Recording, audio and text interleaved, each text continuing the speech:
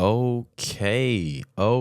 We just had the Pacers and Celtics game one just finish. The Celtics end up taking game one, 133 to 128 in overtime. And this is quick little instant reaction. Plan is to do one of these for every game, reacting to each series in real time, game after game, as opposed to talking about it once per week, in which you 3 or 4 games have gone by and you got to remember I think it's more authentic when it's fresh. It's more authentic when it just happened and you can still remember all the stuff. I've got my notes here. I've got the game stats here to go over some big stuff. These aren't going to be super long, but this is just something that I want to do. Sometimes I'll have some guests do some instant reactions with me if they so choose. Sometimes it'll be just me. So biggest things you took away, obviously the game started. Celtics started out the game 12-0. And you're kind of, I had a friend of mine I was talking, I enjoy talking to people, talking through games. Personally, I like watching games solo because it allows me to really just take in the game the way I want to take the game in. I'm not getting caught up in a conversation over here or somebody saying something about something over here and I'm not paying attention. I get to watch it the way I want to watch it, the volume I want to watch it, and I get to take it in the way that I want to take the game in. So I do enjoy doing that, but at the same time, I also love the sport of basketball. So therefore, I love being able to talk back and forth with someone as well. So I was having some tech conversations with a few people just throughout the game. And the first one was, okay, yeah, the Celtics are pretty good. And then once the lead had dwindled to 3-5, and it was actual game, it was okay. Never mind. I spoke too soon.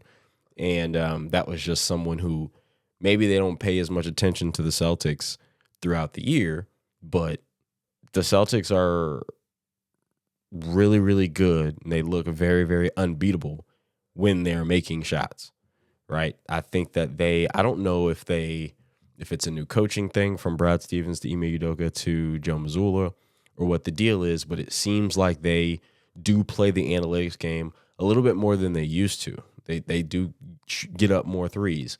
They get up a lot of them, and when they're going down, it's like, oh my god! When it seems like when one of them gets hot, they all get hot, and they can't miss. Alternatively, every shot the Celtics take, the Celtics don't get easy buckets. They haven't been getting easy buckets for years. They just don't get easy buckets. Yeah, they'll get the transition off of a good defensive play. They force a turnover, or they will get out and fast break occasionally. In average, I'll say average, but I don't think they get a lot of in the half court easy buckets. We run this set and it's just easy. And so because of that, when they get up 12 points and you're playing against a team like the Pacers who wants to get up and down the court, tons of possessions, and gets up a ton of threes, 12 points is nothing, right? They got up 12 points in the 12-0 to start the game. They got up 9 right before the end of the third quarter, and the Pacers walk them right back down again to make it, I believe, a 1-point game going into the fourth. That's just kind of the way it goes.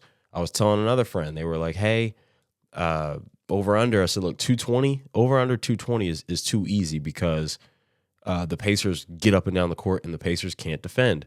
We know that. They're not very good defending.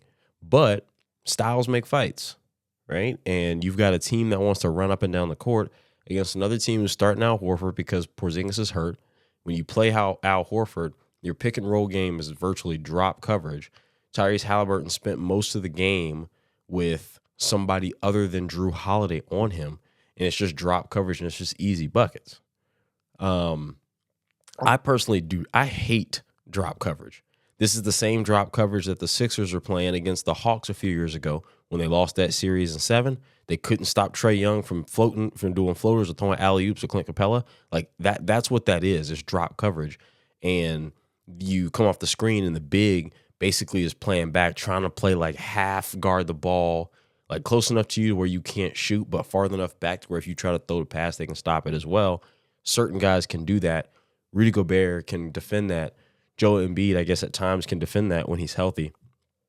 Al Horford can't do that, right? It takes those athletes, and Al Horford's an older guy. So I hate drop coverage, but also, like, what are you gonna tell Al Horford to switch? No.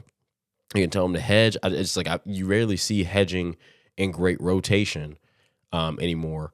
And then Boston defensively, they can switch basically 1 through 4 with Tatum, Brown, White, and Holiday. They all can guard positions 1 through 4 for the most part.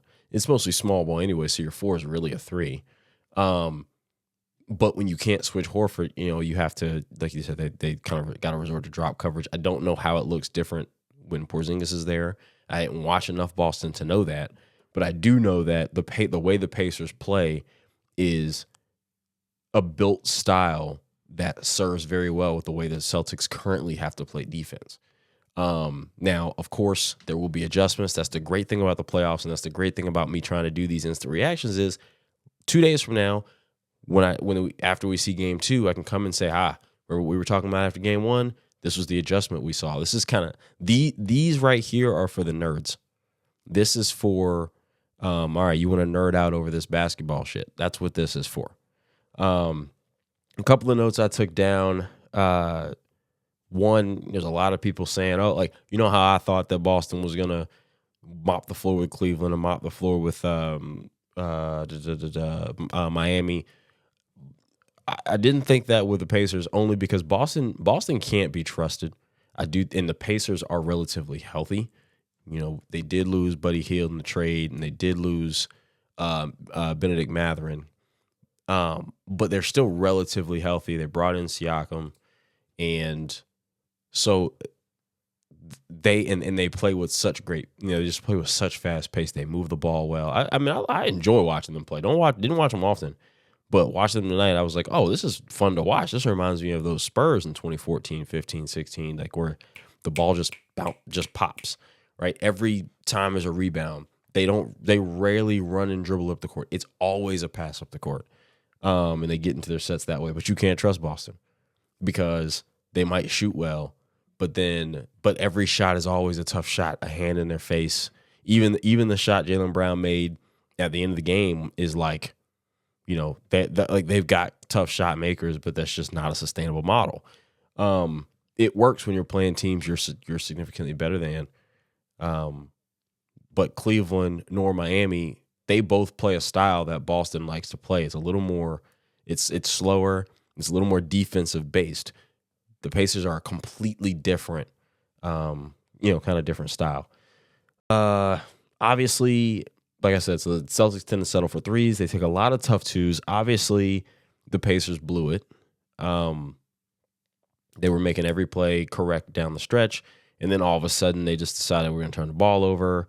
I don't know how you're up 117, 114. Let me read you exactly what happened down the stretch in the fourth quarter. When I say down the stretch, like in the last 20 seconds. 117, 114 after Jason Tatum missed a 26-foot three. Andrew Nembhard gets the rebound. Tyrese Halliburton loses the ball. So now it's 1-7 out of bounds, turnover. 117, 114. Celtics miss a layup. They get an offensive rebound, miss a 15-foot jumper. Miles Turner gets a defensive rebound. He gets fouled. That was the foul to give. Pacers throw the ball out of bounds. You got the ball twice, up 3 points, and couldn't get it across half court because you're turning the ball over. Celtics call timeout. They run a play, hit a three, and make it 117, and tie the game 117 to go to overtime. And you want to look at that, and you're like, all right, okay, well, we reset. When you are the inferior team, what you don't want to do is find yourself playing more basketball. The longer you play, the more the talent discrepancy shows, right? So that's why whenever you're down 2 points and you're the inferior team, you go for a three, go for the win. That's why in the NFL, if you're down 7 and you're the inferior team and you score a touchdown with no time left, that's why you go for 2, because you put it all in anything can happen on this next possession or on this next play, on this next shot. And a 50-50 coin toss is the best odds you're ever going to get because you are an inferior team. That's why you do that. And so what happened was the Pacers just lost it, and they're young, but all these guys have been playing basketball for a long time. They're turning the ball over, and that's what happens. And then, of course, just once you get to overtime, and it's like, okay, there's only 5 more minutes. We've kind of reset. Overtime, the game already starts to bog down. That's what Boston really needed to do from the jump, was bog this game down. They played some better defense in the second half, especially like the first half of that third quarter. First 75% of the third quarter, they played some great defense, and then it just kind of, again, the Pacers with the pace, eventually they're gonna make shots and go do whatever. I thought T.J. McConnell was huge tonight. I thought Obi Toppin was aggressive, but it's one thing for players to be aggressive. It's another thing for them to be aggressive and effective. So I thought that he was huge tonight, especially early. Miles Turner was huge in the first half. He kind of quieted down. He had 18, 4, and 4 at halftime, ended with 23, 10 rebounds, and the same 4 assists. Halliburton, 25 and 10, 6 for 14. I feel like a lot of his scoring, when he scores a lot, gets 3-point dependent. I mean, that's 18 points out of the 25. In the overtime, the matchup was, all right, Drew Holiday, and you could see Halliburton was trying to protect the ball, and he felt that the best way for him to protect the ball with Drew Holiday on him was to have somebody else bring the ball up the court. And we watched Nembhard. Was it Nembhard? Yeah, we watched Andrew Nembhard going one-on-one with Al Horford, going step backs, but also getting a shot blocked. Like, Al Horford is still a good straight-up defender. He's smart. He moves his feet. He doesn't commit to, like, a shot until he's certain you're going up with it, whether you've left your feet or the ball's left your hands. It's when you put him in pick and rolls and stuff like that, when it's a little less stagnant, that he can be a liability. But he's still, when he's just guarding straight up, he's still a pretty solid defender. But yeah, Obi Toppin and T.J. McConnell is basically all they got from their bench tonight, which was to be expected. And then just from the Boston side, it was just team did what the team did. Horford 15, Derek White 15, 6 and 9. Tatum had 36. And it's crazy because that was a quiet 36, because there was a point in the midway through the fourth quarter and like down the stretch, I was like, yo, where is he? Like, Jason Tatum is not doing anything. He's not even getting the ball. It seemed like they were going through Derek Wright, Jaylen Brown, and Drew Holiday. And I remember listening to Jason Timpf. He was talking to, I want to say Colin Cowherd. He was talking about Boston. He was like, it seems like Boston just operates off just vibes. All right, who's got it? You got it? All right, you're going to run the offense through you tonight. Oh, and it was like, yo, dog, like, Tatum ends up the game 12 for 26, 2 for 8 from 3, 36 points and 12 rebounds. Drew Holiday had 28 points, 7 rebounds, 8 assists, and then Jaylen Brown had 26 points, 7 rebounds, 5 assists. But it was just like, it just felt for half a quarter, you forgot Tatum was on the court. Wasn't really a fan of that, and that was something I had circled here on my notes. Like, if they lost this game, it was going to be like, hey, man, Jason, like, what is going on? But they didn't. So no huge production off the Celtics bench. They only played three guys off the bench. The Pacers played 5, but one of them played 1 minute, one of them played 4. So in all honesty, they also only played 3 guys off the bench. Only other thing that I saw that I thought was interesting was the free throw discrepancy, and it was not necessarily like bad refereeing. The Pacers went 9 for 10, but they only shot 10 free throws. The Celtics went 24 for 30. That is a lot of fans like to use the free throw count when trying to discredit refereeing, but that really is a sole, just like the way the Pacers are playing with the space and the movement, and then the amount of threes they're getting up.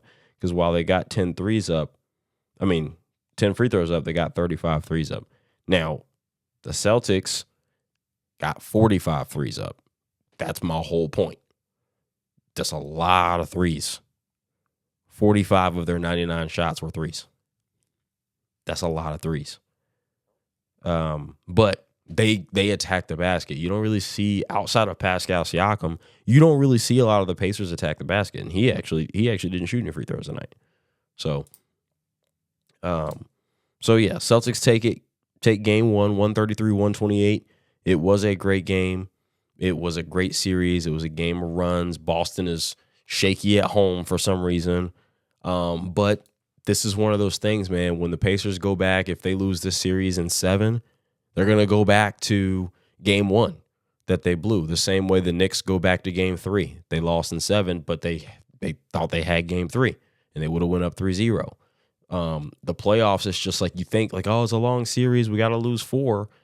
But when the series gets down to the nitty-gritty, the ones you gave the other team, those hurt more. You can't do that. You can't give games, because when you're down 3-2 and you have to win, and then the game gets tight and the referees aren't calling it your way, you go back to, well, that's why you don't waste performance. You don't waste game 1. That's why you don't give that up, because now you're facing elimination. Your back's against the wall. You have no room for error. So Celtics 133, Pacers 128. This is, I guess we'll call this I don't know. We'll call it, I'll try to come up with some cool creative name for this series. I call it the nighttime series maybe, or something like that. But Pacers lose game 1, 1-0 Celtics tomorrow night. Mavericks, Wolves, game 1. I'm excited. You should be excited. See you then.